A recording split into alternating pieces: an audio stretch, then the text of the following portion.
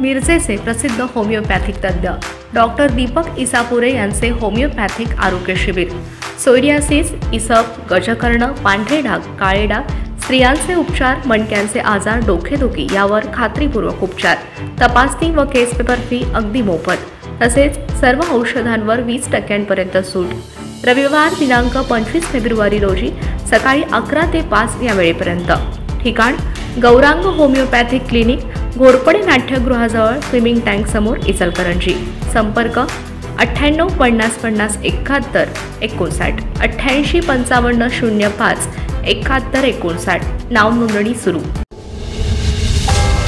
New express news 24, ताजी बातमी, ताजी चर्चा, सर्व घडामोडींचा अचूक वेध घेणारं न्यूज चॅनल।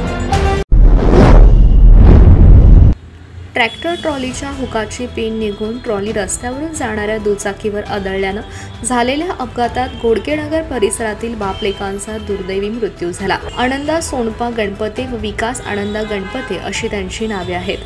हा अपघात गुरुवारी रात्री 11:15च्या सुमारास डेक्कन चौक परिसरात घडला। या घटनेची नोंद शिवाजीनगर पोलीस ठाण्यात झाली असून आशिष दिगंबर डोंगरे यांनी फिर्याद दिली आहे। घोडकेनगर परिसरात राहणारे आनंदा गणपते व विकास गणपते हे दोघे जण ॲक्टिवा मोपेडवरून गुरुवारी रात्री स्टेशन रोडवरून कोरोची येथे नातेवाईकांच्या अंत्यविधीसाठी निघाले होते।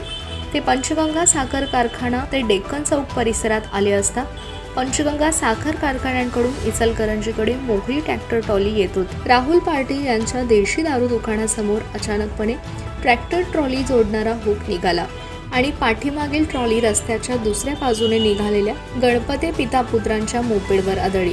त्यामध्ये दोघेही गाडीसह रस्त्यावर कोसळले।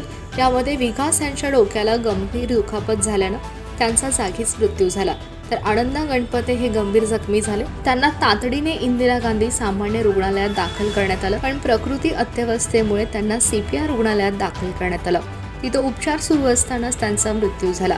दोघांच्या पार्थिवावर पंचगंगा स्मशानभूमीत अंत्यसंस्कार करण्यात आले।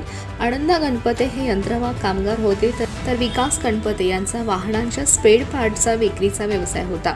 बापलेकांचा अशा रीतीने मृत्यू झाल्यानं भागात हळहळ व्यक्त होत आहे। विकास यांच्या पश्चात आई, भाऊ, बहीण, पत्नी, एक मुलगा व मुलगी असा परिवार आहे।